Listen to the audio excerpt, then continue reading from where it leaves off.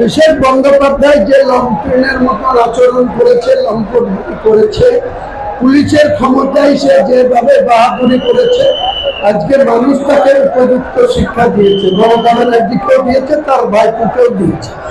তারা এখন আর মানুষের কাছে মুখ দেখাতে পারবে না, ঘর থেকে আর বেড়াচ্ছে না। কিন্তু হুমায়ুন কবির তখনও ময়দানে ছিল, এখনো ময়দানে আছে, ভবিষ্যতেও ময়দানে থাকবে। এদের বিরুদ্ধে দুষ্কৃতীরা সব দূরের গর্তে ঢুকে যাবে, আর যে ঢুকবে না তাকে আমি ঢুকিয়ে দেওয়ার ব্যবস্থা করব।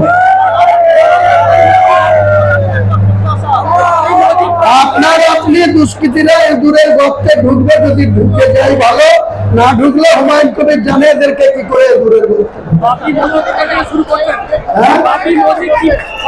বাবরি মসজিদের কাজ তো চলছে, 15 তারিখ থেকে আরো বেশি।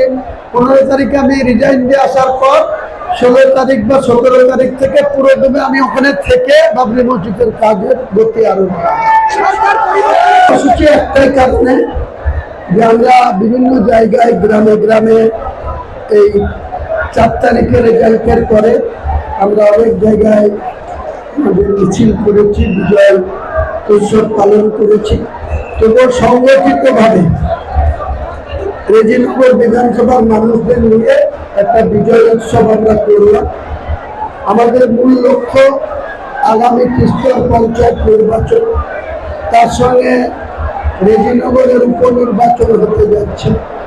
কারণ আমি 2টো সিটে জিতেছি, রেজিনগর থেকে রিজাইন দেবো 15 মে শুক্রবার।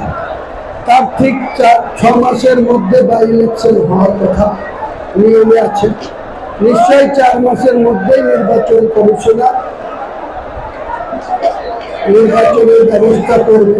তখন আমাদেরকে এই সিটে আবার লড়তে হবে এবং মানুষের আশীর্বাদ দোয়া নিয়ে জিততে হবে।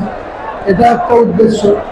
হচ্ছে একই এরকম ভাবে একটা বিজয় উৎসব আমি নওগাঁতেও করব, যেহেতু নওগাঁতে আমি বিধায়ক হিসেবে থেকে যাচ্ছি।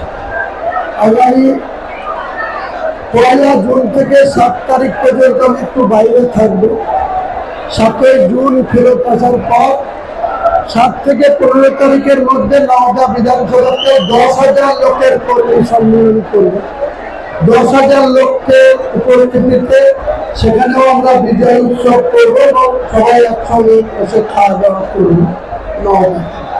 আজকে যেহেতু আমাদেরকে রেজিনগর থেকে রিজাইন করতে হবে, তাই সকলের মতামত নিয়ে নিলাম, সকলকে আমরা আবেদন করলাম আমরা রেজিনগরটা ছাড়তে হচ্ছে। আগামী দিনে রেজিনগরে আমরা আবার জিতে আসবো ইনশাল্লাহ, এটাই আমাদের মেন উদ্দেশ্য। এছাড়াও যে উপনির্বাচন যে 4 মাসের মধ্যে হবে, তার মধ্যে 14টা অঞ্চলে 14টা আমাদের বিজয় সম্মেলন বা সংগঠনকে শক্তিশালী করা সম্মেলন অনুষ্ঠিত হবে।